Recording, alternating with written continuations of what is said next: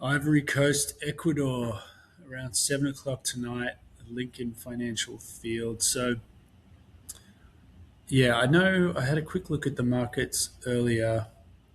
Ecuador's not a heavy favourite, but certainly a favourite. They had a really good run through the CONMEBOL qualifiers. They're generally a great World Cup side. I've seen them play in a few World Cups, and a couple of carry through senior players, some exciting young talent.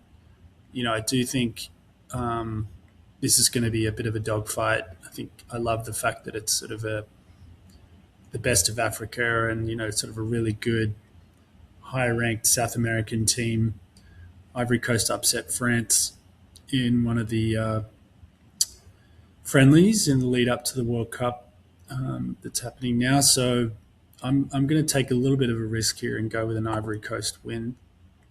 I just feel like they've got a bit of a squad that's, yeah, maybe just on day one of a tournament going to come out the blocks kind of excited. I think the fans generally that travel create a great atmosphere.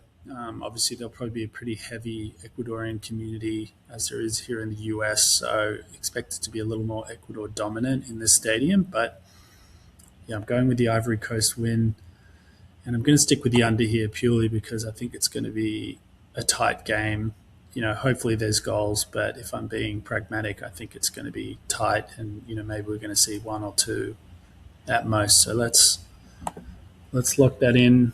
I'm going to stick with the same strategy here. I think the Ivory Coast will offer pretty generous odds through Kalshi. Yeah, they do. And the under market looks like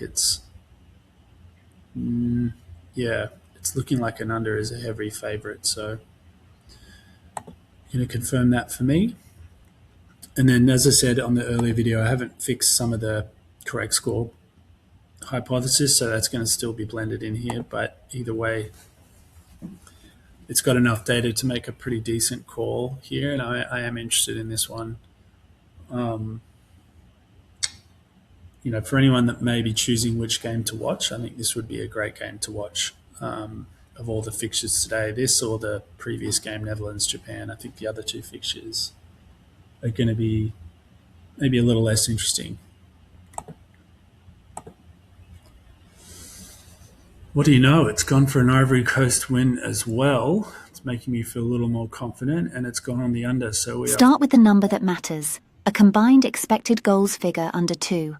Ivory Coast arrive on a 4W1D0L run, ranked 12 places above Ecuador, conceding just half a goal a game, and Huller's movement up top should test an Ecuadorian backline that ships 0.80 per match. The replacement referee for the injured Michael Oliver barely moves my needle. Structure wins this.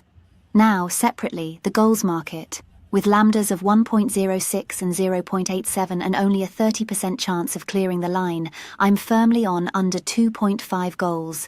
2 defences, 1 tight afternoon. Conviction. I don't know why it's considering the referee.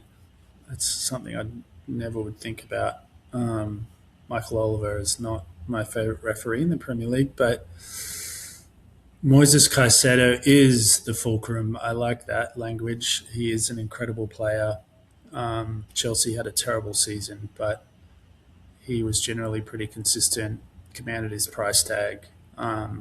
So I think he is going to be kind of commanding midfield. But regardless of that, we are going with an aligned position. It's gone very conservative on the $2. So, hopefully there's a positive outcome because we'll both win, but I've staked a little more. So this could be my chance to take the lead. Let's see.